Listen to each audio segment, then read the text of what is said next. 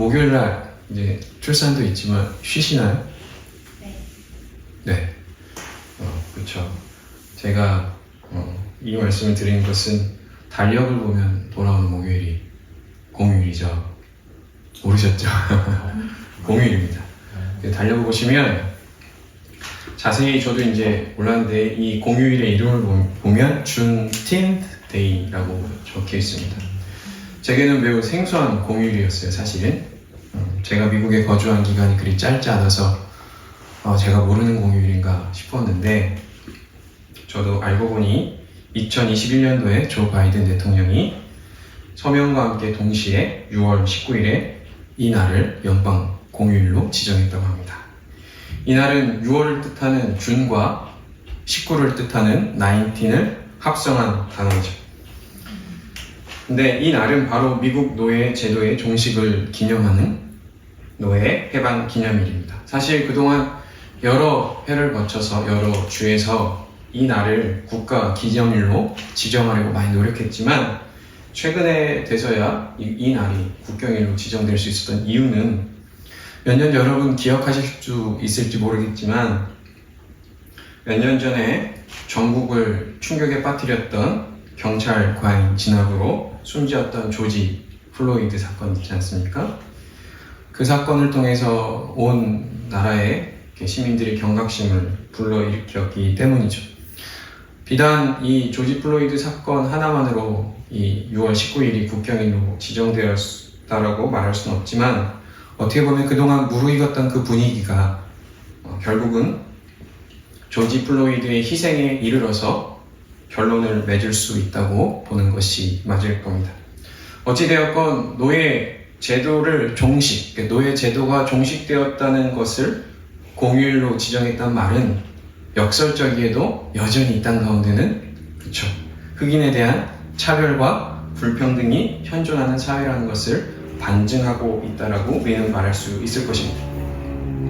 그런데 이러한 흑인에 대한 차별과 학대는 다만 미국만의 문제가 아니라 크리스토퍼 콜럼버스가 신대륙을 발견한 이후 서구 열강 혹은 서구 유럽에서 오랫동안 자리 잡은 과오이기도 합니다. 그렇다고 해서 예전에 노예 제도가 없었을까요? 노예가 없었을까요? 그렇진 않죠.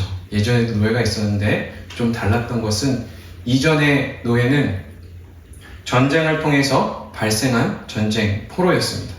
그러나 16세기부터 유럽의 여러 나라들이 앞다투어 식민지 개척을 시작하게 되었고요. 이곳에서 대규모 농장이 건설되면서 필요한 노동력을 해결하기 위해서 전쟁이 아닌 다른 방식으로 그들은 그 필요한 인력을 채우기 시작했는데 그것이 바로 아프리카에 있었던 흑인들을 노예로 삼는 일이었습니다. 실제로 영국 국립기록보관소에 따르면 1640년부터 노예 무역이 폐지된 1807년까지 영국은 약 310만 명의 아프리카인을 잡아다가 여러 대륙의 노예로 팔았다고 기록하고 있습니다. 이것은 영국 정부의 공식적인 기록이니 비공식적인 기록과 또한 영국을 넘어 여러 유럽 전 지역에서 벌어진 노예 무역을 통합해보면 가히 상상을 초월할 정도로 많은 수의 노예 무역이 이루어졌다고 우리는 알 수 있습니다. 찬송가 어메이징 그레이스로 잘 알려졌던 존 뉴턴 목사님 역시 원래 노예 무역이 한창이었던 당시 노예 무역선, 그 선장 출신이었다는 것을 우리는 잘 알고 있습니다. 그런데 놀랍게도 이 노예 무역이 가장 흥황했던 시기는 부패한 천주교로부터 개혁을 외치며 발전해왔던 개신교가 가장 부흥했던 역사와 맞물려 있습니다. 이러한 흐름은 대서양뿐만 아니라 미국도 동일했죠. 실제로 불과 몇십 년 전까지만 해도 흑인이 가장 차별을 받았던 그 지역이 소위 바이블 벨트라고 불렸던 가장 보수적 개신교가 있었던 미국 남부라고 할 수 있습니다. 이처럼 기독교의 부흥과 흑인 노예 무역이 맞물려 있는 이유는 무엇일까요? 여러분 짐작하셨겠지만 오늘 이런 노예 제도에 가장 큰 면죄부를 주었던 것은 바로 역설적이게도 성경이었습니다. 그것은 바로 오늘 우리가 읽은 말씀이죠. 우리는 과거 설교단에서 이런 얘기를 많이 들었습니다. 노아가 세 아들을 갖고 있었는데 첫 번째 아들인 셈은 황인의 조상이 되었고, 그쵸? 함은 흑인의 조상이 되었으며 야벳은 백인의 조상이 되었다는 이야기를 우리는 많이 들었습니다. 그리고 여기에 덧붙여서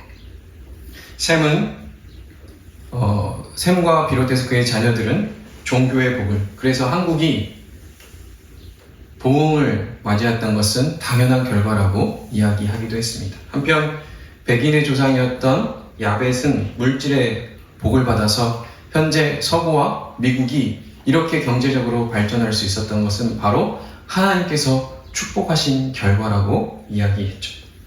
반대로 함은 아버지 노아로부터 저주를 받아 그의 후손들이 다른 민족들의 노예가 되는 결과를 맞이했다라고 성경은 이야기하고 있다라고 우리는 믿었습니다. 그러니 흑인들이 노예가 되어 비참한 삶을 살아가는 것은 하나님으로부터 저주받은 당연한 결과라고 우리는 믿어왔죠. 그러나 이러한 주장은 성경에 담겨있는 하나님의 뜻과는 전혀 다른 주장입니다. 뿐만 아니라 오늘 본문이 주장하는 올바른 해석이 아니라고 할 수 있을 것입니다. 아프리카 흑인의 조상이 바로 노아의 저주를 받은 함이라는 주장은 유럽 백인들이 자기 중심적으로 해석한 결과일 뿐입니다.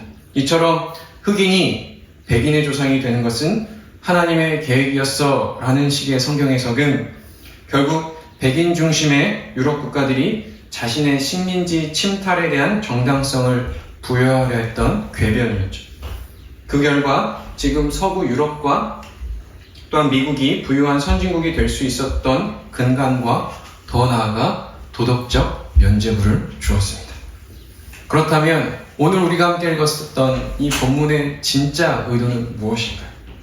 그것은 바로 아버지 노아로부터 함이 저주를 받은 사건은 인종의 기원, 흑인과 백인과 황인의 기원을 이야기하려는 것이 아니라 바로 이 세상에 속한 인간의 본질에 관한 이야기입니다. 더불어 주님께 속한 자는 세상에 속한 자와 달리 어떠한 존재가 되어야 하는지 우리에게 가르쳐주고 있는 말씀이라 할 수 있겠죠. 오늘 말씀은 노아 홍수 이후의 사건을 기록하고 있습니다. 홍수가 끝나고 노아의 세 아들로부터 인류가 온 땅으로 퍼져가는 즈음에 노아는 오늘 포도나무를 심었다라고 기록하고 있습니다. 여기 나무라고 이야기하고 있으니 나무 한 그루쯤 생각하고 있는데요. 그런 것이 아니라 원어에 더 가까운 해석은 포도밭, 그러니까 포도 이렇게 단지를 했다라고 생각하는 것이 더 옳은 해석입니다. 혹시 여러분 중에 포도밭 뒷마당에 포도 키우시는 분 계시나요?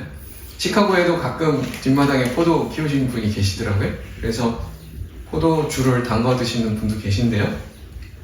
이처럼 노아는 풍성하게 결실을 맺은 포도밭의 소출을 가지고 포도주를 빚었습니다. 사실 우리말에는 술이라는 개념에 주가 담겨져 있기 때문에 좀 이렇게 어색하게 들릴 수 있지만 예수님 당시만 해도 중동 지역에서는 포도주는 식수 대용의 음료였습니다. 이도 그럴 것이 중동 지역에는 그 물 안에 다량의 석회 물질이 들어있기 때문에 이것을 장기적으로 복용하면 어떤 현상이 벌어지냐면 담석이 당연히 생기겠죠. 그리고 여성분들이 조금 싫어할 수 있는데요. 빠른 노화 현상이 벌어지기도 합니다. 더 나아가서는 치아 상태가 많이 불량해진다고 하죠. 근데 이런 문제를 가장 쉽게 또 편리하게 해결할 수 있는 방법이 있는데요. 그것은 바로 물과 포도주를 혼합한 음료를 마시는 것입니다. 그래서 그 당시에는 물, 포도주를 2대1 혹은 3대1로 혼합한 음료를 마셨습니다. 주님의 만찬에 사용했던 포도주 역시 포도주 원액이 아니라 물과 포도주를 한 3대1 정도로 섞은 혼합 음료라고 추정하고 있습니다. 그렇기 때문에 성경이 지금 포도주를 마셨다는 그 행위 자체에 대해서 비난하거나 정죄하려는 의도가 없다라는 것을 전제로 우리는 이 본문을 바라봐야 합니다. 심지어 시편에서는 포도주는 하나님께서 사람에게 주신 선물로 표현하고 있다는 것을 우리는 기억해야 합니다. 그런데 문제는 오늘 노아가 이 포도주를 마시고 어떻게 했다고요? 취했다는 점에 있습니다. 어느 정도 취했는지 오늘 본문 21절은 그 모습을 다음과 같이 묘사하고 있습니다. 포도주를 마시고 취하여 그 장막 안에서 벌거벗은지라. 사람마다 주사가 다르죠. 사람마다 술 먹고 나서 하는 행위가 다릅니다. 그런데 술 취해서 벌거벗은 행위, 다 벗은 그 행위는 흔한 일이 아닙니다. 하지만 노아는 시쳇말로 지금 보면 꼭지가 돌아갈 만큼 마셨다라고 할 수 있죠. 이처럼 술을 마시는 것과 술에 취하는 것은 다른 문제입니다. 우리가 잘 알고 있는 말씀인 에베소서에 보면 이렇게 기록되어 있습니다. 술 취하지 말라, 이는 방탕한 것이니 오직 성령으로 충만함을 받으라고 하면서 술에 취하는 것과 성령에 충만한 것을 대비함을 통해서 술 취함에 대해서 엄히 경고하고 있습니다. 그러므로 오늘 성경은 매우 무미건조하게 노아의 행동에 대해서 그냥 묘사하고 있지만 분명 노아의 술 마시는 것이 아니라 술 취했던 그 행위에 대해서 부정적인 시각을 담고 있었다라고 우리는 생각해 볼 수 있죠. 하지만 더 당혹스러운 일은 그 이후에 벌어집니다. 말씀을 보면 때마침 술에 취해서 옷을 다 벗고 잠들어 있는 아버지가 자고 있던 그 천막에 들어간 둘째함이 고주망태가 된 아버지의 모습을 보게 되죠.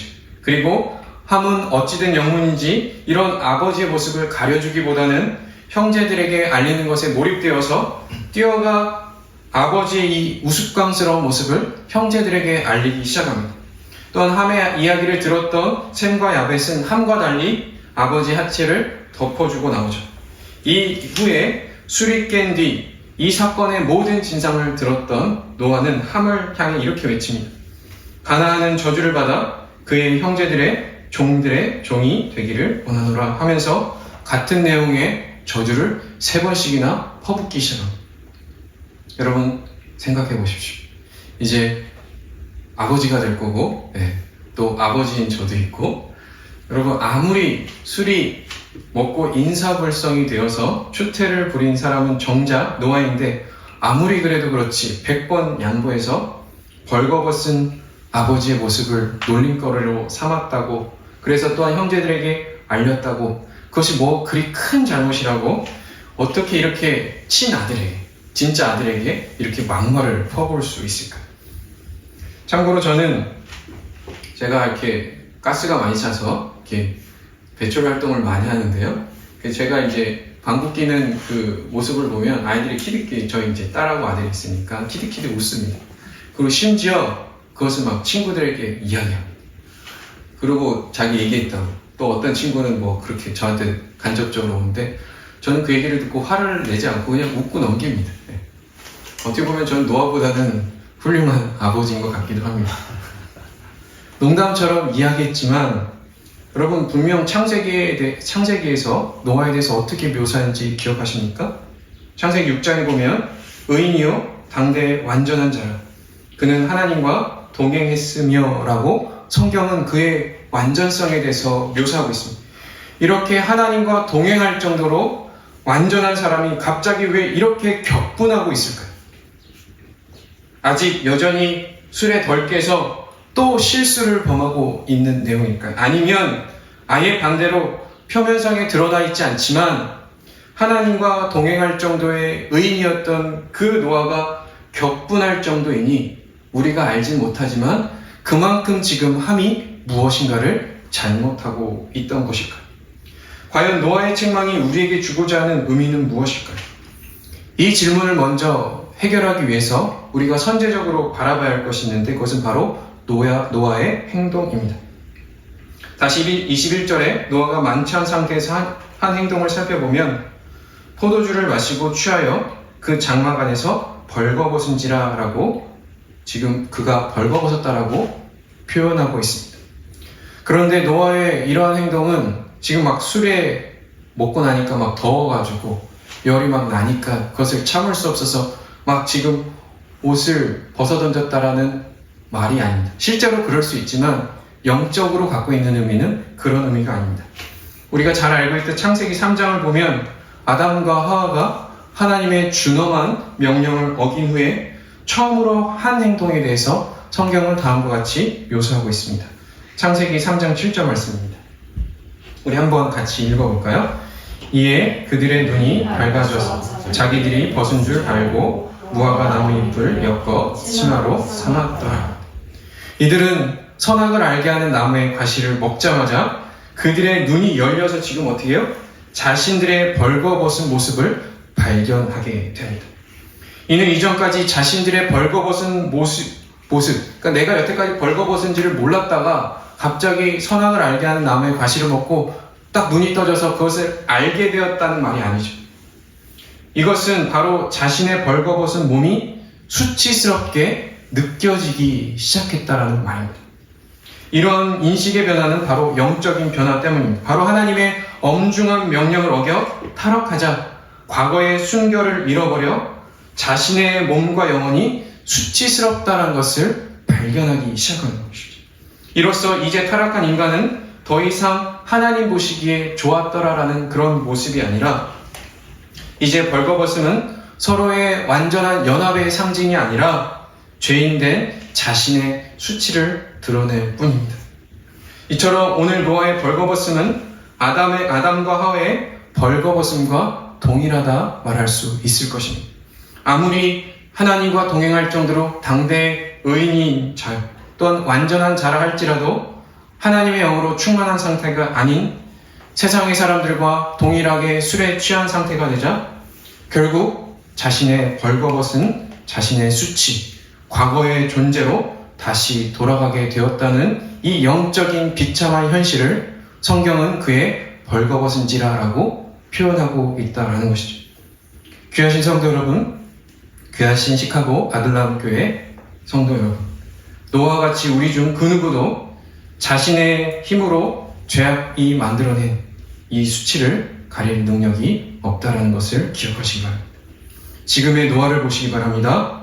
그는 당대의 의인이요 완전한 자라고 인정을 받고도 심지어 하루아침에 자신의 가족만 다 빼놓고 땅에 호흡하는 모든 인류와 동물이 심판받는 것을 자신의 눈으로 똑똑히 지켜보았던 그였음에도 불구하고 하나님이 그 영혼을 붙들어주지 않으시면 그는 여전히 자신의 수치를 드러내는 죄인된 상태로 돌아갈 수밖에 없다는 것을 우리는 성경을 통해 보게 되는 것이죠. 이처럼 우리 역시 매일의 삶 속에서 성령에 사로잡히지 않는다면, 아니 하나님께서 우리의 영혼을 붙들어주지 않는다면 마치 벌거벗은 자와 같이 영적인 비참함을 드러낼 수밖에 없다는 것을 기억해야 합니다. 술에 취해서 벌거벗은 것이 아니라 우리는 본래 죄인이기 때문에 벌거벗은 자입니다. 이것은 단지 교통질서를 잘 지키고 세금을 잘 내는 수준을 이야기하는 것이 아닙니다. 우리의 본성과 우리의 본질에 관한 이야기입니다. 지금도 우리에게 주님의 은혜가 없다면, 성령의 인도하심이 없다면 우리의 언어와 우리의 눈빛에는 죄악된 본성이 여전히 묻어나올 수밖에 없습니다. 나의 억울함과 울분에 쌓인 감정을 시원케 하기 위해서 상대방의 자존심을 무너뜨리는 것 정도는 아무렇게 여기지 않고 나의 실수와 잘못을 발견했을 때에는 상대방에게 용서를 구하기보다는 더 큰 목소리로 너도 그랬잖아, 너가 나보다 더 나쁜 놈이잖아 라고 되받아칠 때가 우리는 얼마나 많던가요? 이것이 바로 벌거벗은 자의 모습이요 실체입니다. 이것은 세상에 속한 자의 본질이기도 하죠. 그렇다면 반대로 세상에 속한 자가 아닌 주님에 속한 자의 모습은 어떠해야 할까요? 제가 작게 이야기할게요. 아기가 약간 놀라는 것 같아서. 네. 그것은 바로 함이 아버지로부터 저주를 받은 과정을 통해서 우리는 반추해 볼 수 있습니다. 오늘 말씀이었던 22절과 23절 말씀입니다. 가나안의 아버지 함이 그의 아버지 하체를 보고 밖으로 나가서 그의 두 형제들에게 알림해 셈과 야벳이 옷을 가져다가 자기들의 어깨에 메고 뒷걸음쳐서 들어가서 그들의 아버지 하체를 덮으며 그들이 얼굴을 돌이키고 그들의 아버지 하체를 보지 아니하였더라. 먼저 함은 노아가 자고 있는 천막에 들어가서 그의 아버지가 벗고 있는 그 하체를 보고 형제들에게 알리게 됩니다. 이런 행위에 대해서 일부 학자들은 그 보다라는 단어에 주목합니다. 이 보다라는 말은 함의 잘못을 성적으로 부적절한 행위를 했다라고 유추합니다. 이는 보다라는 히브리어 동사의 그 특수성 때문에 그런데요. 이는 단순히 우리가 보는 것을 넘어서 구체적인 목적을 가지고 면밀히 살피는 것을 의미합니다. 그렇기 때문에 지금 함이 아버지 하체를 이 본 행위는 아버지를 만나러 갔다가 우연히 목격한 것이 아니라 어떤 분명한 목적을 가진 행위라고 일부 성경학자들은 주장하죠. 예를 들어 이런 것이죠. 우리 중에 흔히 하는 말 중에 시원하다라는 말이 있어요. 시원하다, 그렇죠? 여기 계신 분 중에는 한국에서 이제 사셨다가 미국으로 오신 분들을 좀 경험할 수 있는 경험인데요. 어렸을 때 아버지의 손에 이끌려서 또 엄마의 손에 이끌려서 목욕탕에 가다 보면 아버지께서 뜨거운 탕수에 들어가시면서 뭐라고 하죠? 시원하다 그러죠? 네, 시원하다. 근데 그 말을 고지고대로 믿고 탕속으로 뛰어 들어가면 그날로부터 아버지와 원수가 되는 신비한 경험을 하게 됩니다. 이처럼 보다라는 말에는 다른 해석을 할 가능성이 있다라는 말이죠. 심지어 아버지의 벌거벗음은 어머니의 벌거벗음으로 대체할 수도 있습니다. 또 레위기 18장에 보면 아버지의 벌거벗음을 성행위를 가리키는 완곡한 표현으로 사용한 경우도 있습니다. 그래서 이 모든 것을 종합해보면 함이 아버지 하체를 봤다는 말은 동성애적 행위 내지 근친상간의 완곡한 표현이라고 주장하기도 합니다. 이는 어느 정도 근거가 있는 주장이기 때문에 완벽하게 틀렸다라고 볼 수는 없겠죠. 아마도 그럼에도 불구하고 아마도 함이 이렇게 해석한 것은 이렇게까지 아버지에게 책망받았던 이유를 찾고자 했던 어떻게 보면 급박한 심정 속에서 나온 어떤 해석이라고 할 수도 있을 것입니다. 그러나 오히려 함의 행동을 이해하기 위해서는 우리는 나머지 두 형제와 행위를 비교해보면 될 수 있는데요. 여기 함과 달리 나머지 두 형제 셈과 야벳은 아버지의 벌거벗은 것을 옷으로 덮어서 그의 하체를 보지 않으려고 했습니다. 우리는 이미 노아의 벌거벗음이 술 취함에 나온 실수가 아님을 살펴보았죠. 그의 벌거벗음은 범죄한 자의 영적인 수치를 드러내는 것이었습니다. 그런데 함은 이러한 아버지의 영적인 수치를 보고 어떠한 행동을 하였죠? 그 자리에서 박차고 나가서 자기의 형제들에게 아버지의 허물을 덮어주기는커녕 들추어내는 일을 했습니다. 그는 아버지의 수치를 조롱거리와 비난을 삼고 있죠. 유교적 배경에 살았던 우리에게는 이러한 그 행위는 아버지를 공경하지 않는 불효 정도로 치부할 수 있습니다. 하지만 우리가 성경적으로 그의 행동을 보면 이렇게 해석해야 합니다. 죄를 들춰내고 고발하려 했던 함의 행위는 사탄의 행위와 닮아 있다라는 것입니다. 욥기 초반부에 보면 사탄이 하나님 앞에서 욥을 고발하는 장면을 우리는 기억합니다. 노아와 마찬가지로 욥 역시 그 사람은 온전하고 정직하여 하나님을 경외하며 악에서 떠난 자다라고 평가를 받는 사람이었습니다. 이러했던 그를 사탄은 욥이 어찌 까닭없이 하나님을 경외하리까 라고 깎아내리고 주의 손을 펴서 그의 모든 소유를 치소서 그리하시면 틀림없이 주를 향하여 욕하지 아니하겠나이까 라고 하면서 욥의 죄인됨을 사탄은 하나님 앞에서 고발합니다. 이처럼 사탄이 인간의 죄를 들춰내려 하듯 함 역시 아버지의 허물을 드러내고 비난하려고만 하지 아버지의 허물을 덮어주려는 마음이 전혀 없다는 것을 우리는 기억해야 합니다. 여기 그는 다른 사람의 고통과 불행과 수치는 그저 자신의 흥미거리입니다. 나를 기쁘게 하는 오락거리로 여기고 있죠. 이처럼 세상은 상대방의 수치를 발견하면 어떻게 합니까? 득달같이 달려들어서 그 수치를 들춰내고 또 들춰내어서 한 사람의 인생을 파멸로 몰아넣을 때까지 가서야 흥미를 잃고 중단하기 시작합니다. 어느 정도 저의 이러한 주장에 대해서 비하기 심하다고 생각하시는 분도 계실 것입니다. 저도 저만의 느낌이라고 생각하고 싶지만 안타깝게도 우리 현실은 그렇지 않죠. 이미 손가락 살인이라고 불릴 정도로 인터넷과 각종 SNS상의 악성 댓글과 상대방을 험담하는 글을 보면 도가 지나친 지 이미 오래라는 것을 우리는 알 수 있습니다. 심지어 이 폭탄으로 인해서 고통을 견디지 못하고 악성 댓글 때문에 목숨을 잃는 안타까운 일들을 우리는 종종 듣게 됩니다. 이런 모습은 교회라고 예외는 아니죠. 교회는 사랑이 없어. 아무개 목사, 아무개 장로는 사랑이 없어 라고 이야기하지만 정작 그 말을 하는 사람 역시 사랑이 없기는 마찬가지입니다. 그런데 우리가 중요하게 생각해야 할 것은 내가 남들의 허물을 잘 드러낸다고 해서 내가 의로운 사람이 되던가요? 아니면 내가 남들의 허물을 잘 드러내면 그 사람이 의인이 또 잘못을 인정하고 회개하고 좋은 사람으로 바뀌던가요? 여러분, 들춰내는 것에는 소망이 없습니다. 오직 파괴만 있을 뿐이죠. 그것이 함이라는 것, 또한 그것이 함의 실력, 그가 책망받을 수밖에 없었던 그 이유라고 성경은 우리에게 가르쳐주고 있는 것이죠. 그렇다면 함과 같이 되지 않기 위해서 우리는 어떤 모습 속에 있어야 할까요? 그에 대한 대답은 나머지 두 아들의 행동에 있습니다. 이야기 속 두 아들은 함의 이야기를 듣고 자기의 옷을 가지고 들어가 아버지의 하체를 덮어주었습니다. 더욱이 성경은 그들이 얼굴을 돌이키고 그들의 아버지의 하체를 보지 아니하였다라고 하면서 그들이 지금 아버지의 수치를 보지 않기 위해서 얼마나 지극정성으로 노력하고 있는지를 살펴볼 수 있습니다.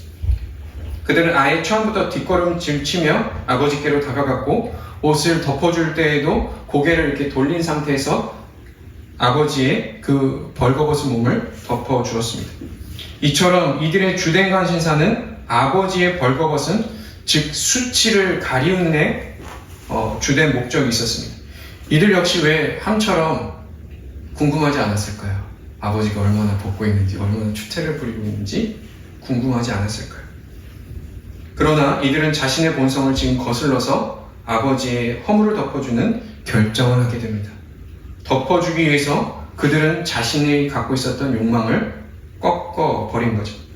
다시 이것을 좀 더 깊게 이해하기 위해서 아담과 하와가 범죄했던 현장으로 돌아가 보면 아담과 하와가 벌거벗음의 수치를 느꼈던 그 시간, 그리고 그것에 대해서 그들이 처음으로 반응했던 것이 바로 무화과 나뭇잎을 가지고 자신의 벌거벗음을 스스로 덮는 행위였습니다.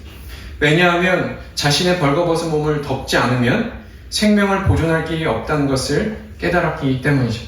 뿐만 아니라 곧이어 등장하신 하나님께서도 아담과 하와의 범죄함을 드러내신 것이 아니라 어떻게 하셨죠? 덮어주십니다. 창세기 3장 21절 말씀입니다. 우리 같이 읽어볼까요? 여호와 하나님이 아담과 그의 아내를 위하여 가죽옷을 지어 입히시니라. 이처럼 아담을 향한 하나님의 마음은 자신의 명령을 어겼으니 너 한번 당해봐라. 네가 얼마나 죄인지 내가 다 온 세상이 다 까발려 주겠다 라는 것이 아니라 그들의 수치와 허물을 덮어주신 마음이 먼저였습니다. 비록 아담이 자신의 명령을 어겨 죽음에 이를 수밖에 없는 비참한 결과를 맞이하게 되었지만 이 땅에 사는 동안 그들이 하체 혹은 그들의 벌거벗음이 덮어지기를 원했다라는 것이죠.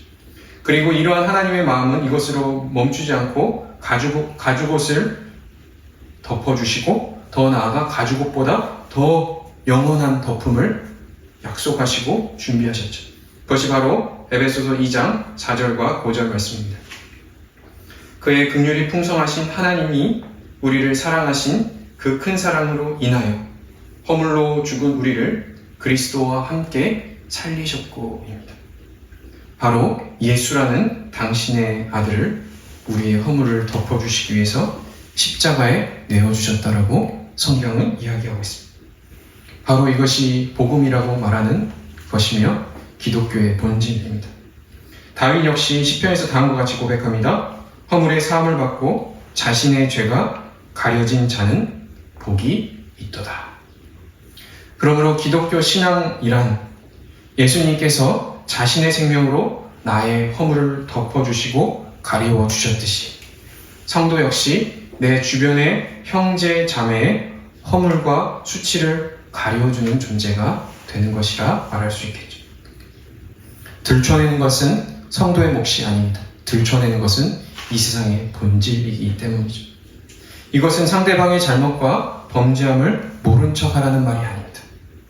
수치를 가리워준다는 것은 상대방 역시 나와 같은 죄인이요 의미 없이는 살 수 없는 존재임을 인정하고 용납하고 받아주라는 말입니다.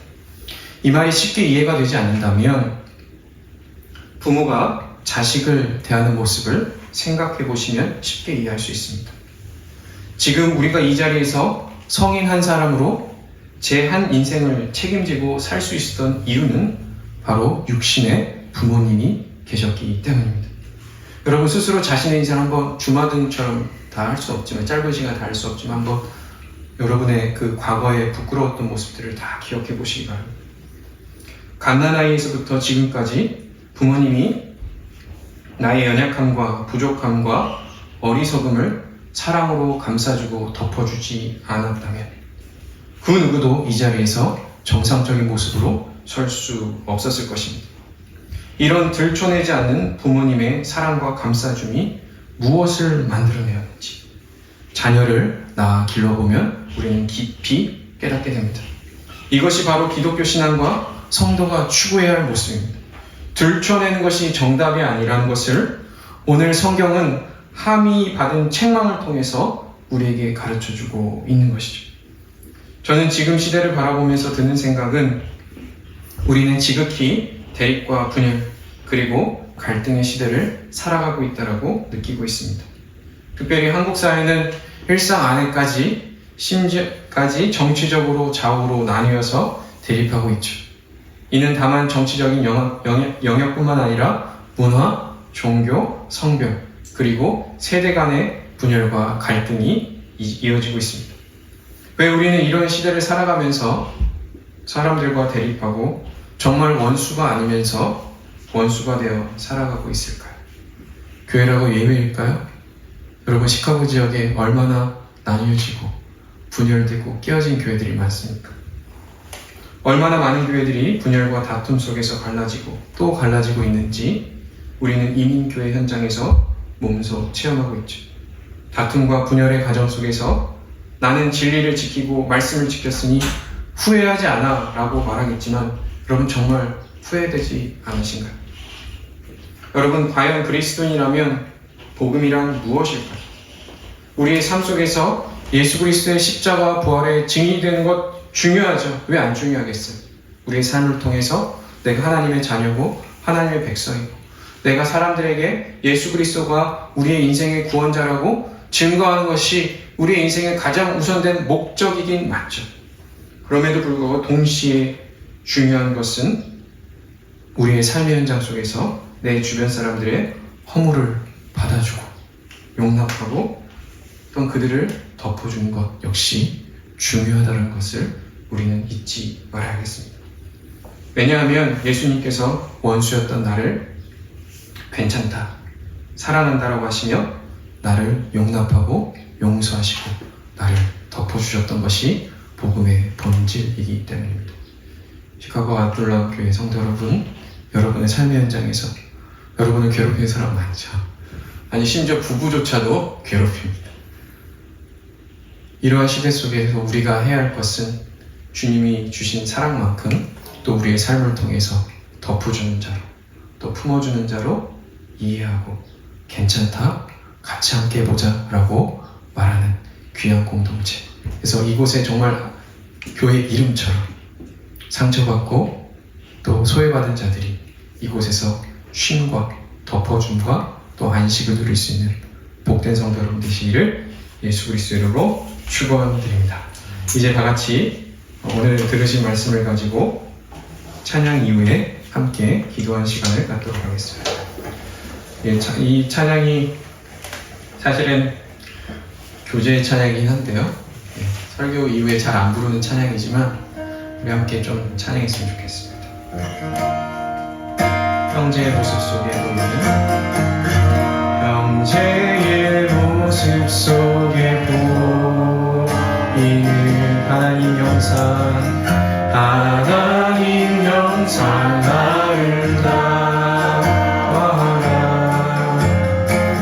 존귀한 주의 자녀 됐으니 사랑하며 우리 자신의 가슴에 손을 얹고 함께 기도 찬양해볼까요? 자매의 모습 속에 보이는 하나님 형상 아름다워라 존귀한 주의 자녀 됐으니 사랑하며 우리 더 큰 목소리로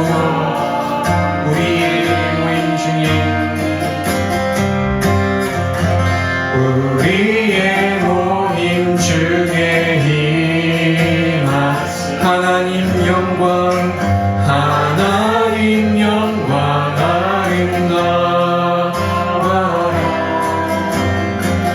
존귀한 왕이 여기 계시니 사랑하며 우리 한 번만 더 고백하겠습니다.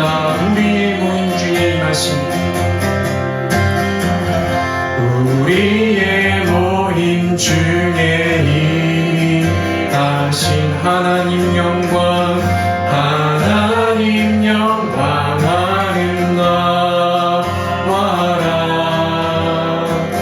존귀한 왕이 여기 계시니 사랑하며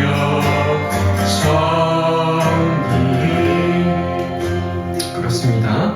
이 시간 들으신 말씀을 가지고 기도할 때 우리 이렇게 기도했으면 좋겠어요. 우리가 먼저 허물을 가리움 받은 존재임을 다시금 깊이 깨닫게 하여 주옵소서.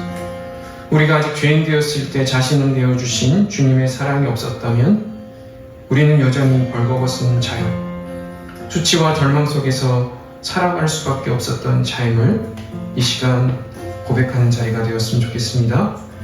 그러하기에 우리도 이 세상의 약함과 영적 가난함을 쫓아 상대방의 허물을 드러내는 존재, 그래서 그것을 통해 나의 안녕과 부요함을 채우는 존재가 아니라 이제 주님이 우리에게 행하신 대로 나도 이웃과 형제와 자매를 또 그들의 어려움과 허물을 덮어주는 존재가 되게 하여 주옵소서.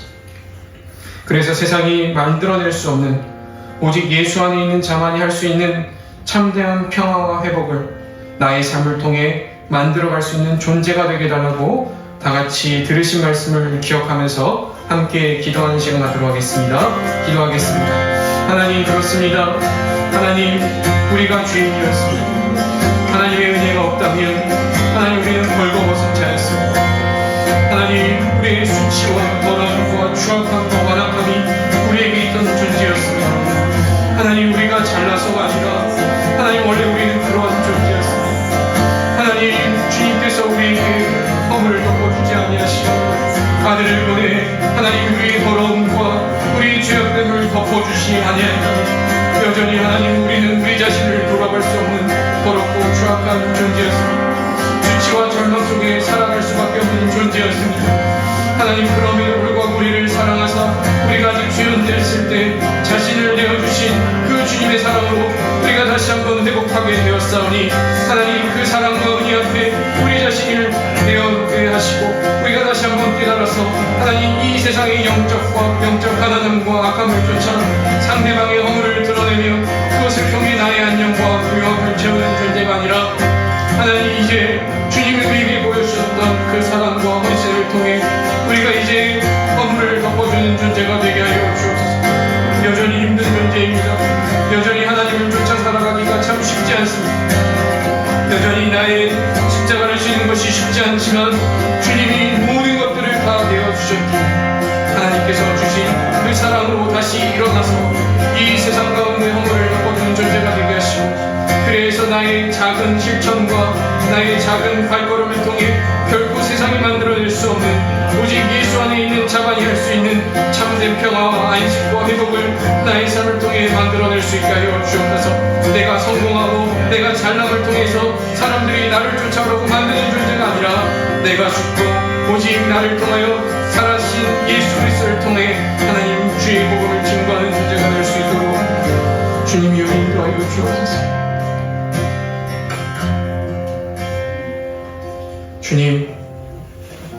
주님의 십자가의 공로가 아니었다면 여전히 우리는 허물의 가림을 받지 못한 불행한 자요, 여전히 죄악의 종로로 될 수밖에 없던 존재였습니다. 그러나 우리를 사랑하사 우리가 범죄했을지라도 우리의 죄악을 드러내신 것이 목적이 아니라 여전히 우리를 사랑하사 아들까지 내어주신 그 사랑으로 우리의 모든 허물을 덮어주신 주님, 오늘도 그 주님의 사랑을 깊이 기억하여서 우리가 살아가야 할 목적과 이유가 이 세상 가운데 허물을 드러내며 그것을 보며 우리의 안식과 평화를 누리며 내가 잘 나아가는 존재, 내가 성공하는 존재로 인정하고 인식하며 만족하며 살아가는 것이 아니라 나의 작은 실천이라 할지라도 여전히 내 마음은 여전히 그것을 감당할 수 없다라고 말함에도 불구하고 주님이 보여주신 사랑으로 이 세상의 허물을 덮어주는 존재로 살아가는 그런 믿음의 결단이 우리 안에 있을 수 있도록 주님 인도하여 주옵소서. 그래서 우리의 작은 실천을 통하여서 이 세상이 조금은 더 쉼을 누리고 이 시카고 아둘람 교회가 정말로 사랑과 위로가 필요한 자들에게 쉼과 안식과 또한 참된 구원을 증거할 수 있는 그런 귀한 교회가 될 수 있도록 주님 우리를 인도하여 주옵소서. 이제는 자신의 몸을 찢어 우리의 허물을 가려 주신 성자 하나님의 은혜와 당신의 아들을 내어주사 나 한 사람이 아니라 우리 모두를 당신의 백성이요 당신의 자녀 삼아주신 성부 하나님의 사랑하심과 허물의 가리움을 받은 자로만이 아닌 이제 주와 같이 서로 허물을 가리워주는 존재로 살도록 인도하시는 성령 하나님의 감화 감동 인도 교통 축복하심,